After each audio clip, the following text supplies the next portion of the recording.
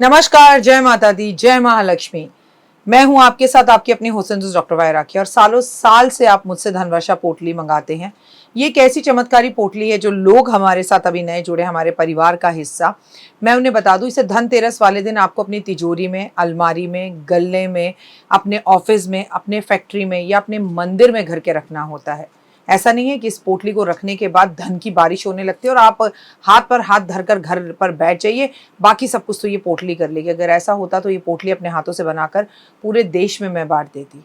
ये पोटली लक्ष्मी का साक्षात रूप है। ये तो जब आपके घर में जाएगी, आपको मिलेगी, आपके हाथ में आएगी, वो वाइब्रेशन से आप महसूस करेंगे।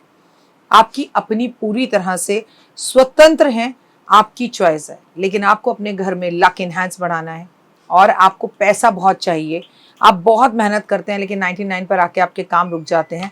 कुछ भी ऐसा है तो आपको ये धनवर्षा पोटली ज़रूर मंगानी चाहिए। अगर आपको ये धनवर्षा पोटली चाहिए तो पूजा, अनु और आरती को कॉल करें हमारे ऑफिस के नंबरों पर और तुरंत आप अपनी पोटली बुक कराएं। लेकिन जब भी आप पोटली की पेमेंट करें, पहले वीडियो कॉल कर ऑफिस, जो मेरे पीछे आपको ऑफिस दिखाई दे रहा है, ये ऑफिस या मुझे ज़रूर देखें।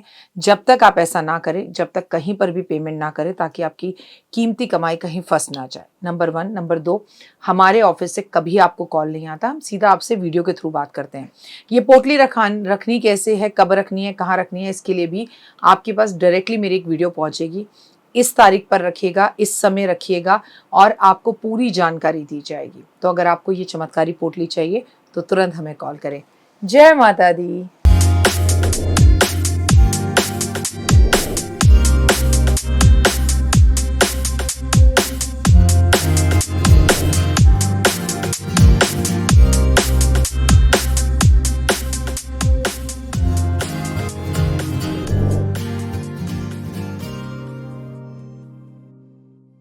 अमावस पर पितरों की विदाई पर कुछ बहुत खास बातों का हमें ध्यान रखना होता है।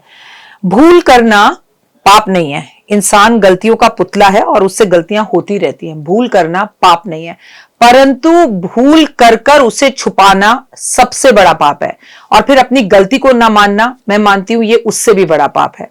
आपके इस बारे में क्या विचार है, जरूर बताइएगा। पितृ अमावस्या है, ये साल की अमावस्याओं में से एक अच्छी और बड़ी अमावस्या है, क्योंकि इसमें सच में हम श्राद्ध पक्ष मनाते हैं। पितृ धरती पर होते हैं और उनके लिए हम अपने अपने तिथि पर उनका पूजा पाठ करते हैं। लेकिन कुछ लोग ऐसे हैं, या कोविड के टाइम पर हमारे अपने हमें कब छोड़कर चले गए थे, हमने उनका अंतिम संस्कार भी ठीक से नहीं किया था। तो एक अमावस की तिथि ऐसी है पितृपक्ष की, जब भूले बिसरे सभी पितरों को याद किया जा सकता है। और जब पितृ विदा हो रहे होते हैं तो उनके लिए चंद कुछ चीजों को दान जरूर करना चाहिए। चाहे आपने अच्छे से अमावस पूरा पितृ पक्ष किया हो, चाहे आपने भागवत कराई हो, चाहे आपने गीता कराई हो, चाहे आपने पितरों के नाम का भंडारा कराया हो, मैं कहती हूँ आपने कुछ भी कराया हो, लेकिन अगर अमावस पर आपने दान नहीं किया तो कोई चीज मिसिंग है और उसे संपूर्ण करना, उसे पूरा करना अत्यधिक जरूरी है। अगर आप वो काम नहीं करते तो वो चीज कहीं ना कहीं अधूरी रह जाती है। पितरों की विदाई वाले दिन जब अमावस हो और पितरों की विदाई हो, तो कुछ विशेष कार्य जरूर करने चाहिए, जिससे पितरों की आत्मा को बहुत ज्यादा शांति मिलती है, हमें उनका आशीर्वाद प्राप्त होता है। ये कुछ कार्य हैं जिसे करने से आपका जीवन सुगंध होगा। और अगर आपके घर में लंबे समय से पितृ दोष चल रहा है, वो जो है उसमें आपको शांति मिलेगी। सबसे पहला है पितरों का तर्पण। इस दिन हमें अपने पितरों का तर्पण करना चाहिए। ऐसा करने से उनकी आत्मा को शांति मिलती है। पिंडदान, कहते हैं जौ के आटे का पिंड बनाकर उसमें तिल लगाकर हमें पिंड दान करना चाहिए, या तो तुलसी के पास बैठकर, या पीपल के पेड़ के नीचे, या किसी नदी के किनारे। श्राद्ध का अनुष्ठान, श्राद्ध अनुष्ठान करना चाहिए इस दिन, जिससे उनकी आत्मा को शांति मिलती है और उन्हें भरपेट भोजन मिलता है, ऐसा हमारे शास्त्रों में लिखा है।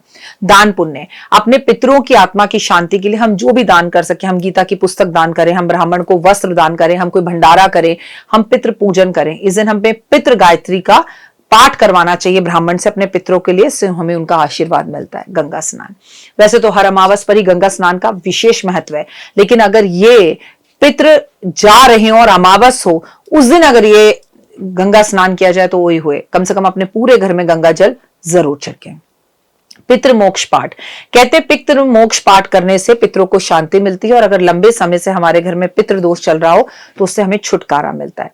इन कार्यों को करना चाहिए किस दिन, जिस दिन हमारे पितृ विदा हो रहे हो, अमावस वाले दिन, और कर देखिए आपके मन को कितनी शांति मिलेगी, कितना सुकून मिलेगा।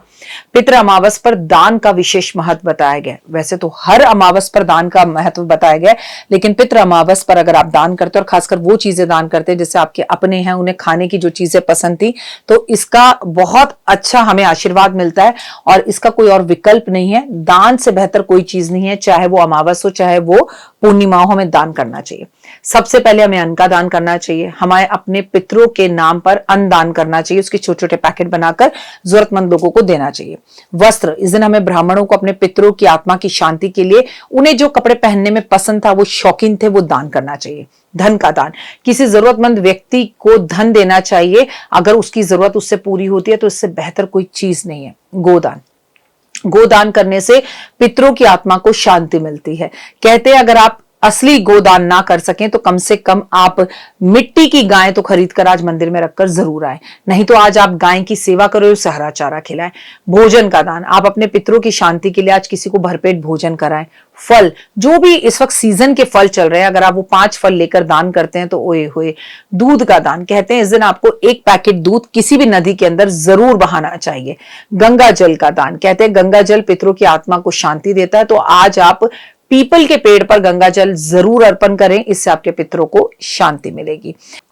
अमावस वाले दिन शाम के टाइम पर आपको एक जो है 4 मुखी दिया, 4 बत्ती रखकर दक्षिण की तरफ जरूर जलाना चाहिए। तो पितरों की विदाई अच्छे से कीजिए और बहुत अच्छे से उनसे माफी मांगिए, घर की चौखट को साफ कीजिए और अच्छे से नवरात्रों की तैयारी कीजिए।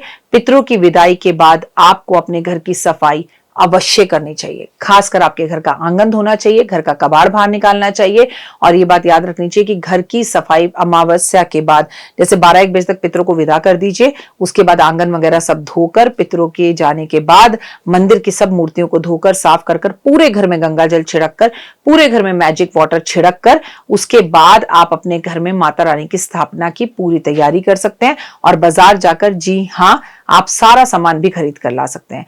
आपको अपने घर के हर हिस्से की सफाई पितरों के जाने के बाद जरूर करनी चाहिए, जैसे फर्श, दीवारें, खिड़कियां, दरवाजे आदि। धूल गंदगी को पूरा साफ करना चाहिए और अपने घर से ये सोचना चाहिए कि आज सफाई करके नकारात्मकता को आप बाहर निकाल रहे हैं और पूरे घर में गंगा जल का पोछा दोपहर 12 बजे के बाद दोबारा लगवाना चाहिए। फूलों की पत्तियों से घर को सजाएं और पितरों की विदाई के बाद आम के पत्तियां जो होती हैं उससे बंद दरवाजे पर लगाएं, क्योंकि कल से माता रानी भी आ रही हैं। आपको अपने चूल्हे को भी पितरों की विदाई के बाद साफ करना चाहिए और घर की छत को भी पूरी तरह साफ करना चाहिए। घर के बाहरी हिस्से में सफाई जरूर होनी चाहिए और घर के दरवाजों पर खोलने और बंद करने में किसी तरह की आवाज नहीं होनी चाहिए। अगर ऐसी आवाज होती है तो घर में लड़ाई झगड़े का माहौल रहता है। सफाई के बाद हमेशा याद रखिए कि सुगंधित अगरबत्ती, धूप जरूर जलाएं। अब बाजार में ऐसी अगरबत्तियां बहुत आसानी से मिलती हैं जिनके अंदर जो है बास नहीं होता। आपको मेरा चैनल कैसा लगता है प्लीज कमेंट्स में जय माता दी जरूर लिखें। तो देख ली वीडियो, कैसी लगी, पसंद आई? चलिए, हो सकता है किसी को पसंद ना भी आई हो, लेकिन अगर हृदय से आप इन उपायों को करेंगे तो आपका फायदा जरूर होगा। बहुत मेहनत करते हैं हम ये वीडियो बनाने के लिए और मैं ही नहीं, सब। तो अगर अभी तक आपने मेरे चैनल को लाइक, सब्सक्राइब, शेयर नहीं किया, जरूर कर लें।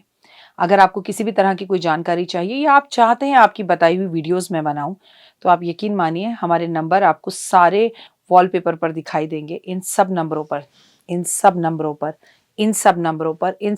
पर आप हमें तुरंत कॉल करें और कॉल कर आप हमें मैसेज करें, व्हाट्सअप करें कि क्या वो विषय है जिस पर मैं आगे वीडियो बनाऊं। आप जो विषय मुझे देंगे उस पर मैं वीडियो बनाऊंगी। और हाँ, रुकिए, जाइए मत। आप में से बहुत से लोग मेरी इन वीडियो को रोज देख रहे हैं लेकिन चैनल सब्सक्राइब नहीं कर रहे हैं, और उससे भी ज्यादा प्रॉब्लम है कि आप मुझे अलग अलग चैनल्स पर देख रहे हैं। मेरा असली चैनल यही है, सिर्फ यही डॉक्टर वाई राखी एस्ट्रोलॉजर चैनल पर ही मुझे देखिए और कहीं नहीं। ये मेरी आपसे रिक्वेस्ट है। जय माता दी। जीवन में है समस्या, नहीं मिल रहा तकलीफों से छुटकारा, नहीं मिल रही मनचाही नौकरी, टूट गया है विश्वास, सांस से आपकी बिल्कुल नहीं बनती और खत्म हो गई है आस, भगवान से आपका विश्वास उठ चुका है। टैरो के 78 कार्ड खोलेंगे भविष्य का राज। सरकारी नौकरी से हैं आप कोसों दूर, कुंडली जगाएगी कुंडली जागरण, कुंडली बताएगी आपका भविष्य। ऊपर से ये जादुई हवाएं, ऊपरी हवाएं, जादू टोना तंत्र विद्याएं, पति पत्नी और वो। करना होगा खुद पर विश्वास। दीजिए मुझे भी एक मौका, अपनी कुंडली दिखाइए, टैरो कराइए, लेकिन अपनी जिंदगी को जल्द बदलवाइए। मैं हूं डॉक्टर वाई राखी। आप मुझसे बात कीजिए, फ़ोन कीजिए, अपॉइंटमेंट लीजिए। आपकी ज़िंदगी के अंदर आएगा ज़बरदस्त बदलाव।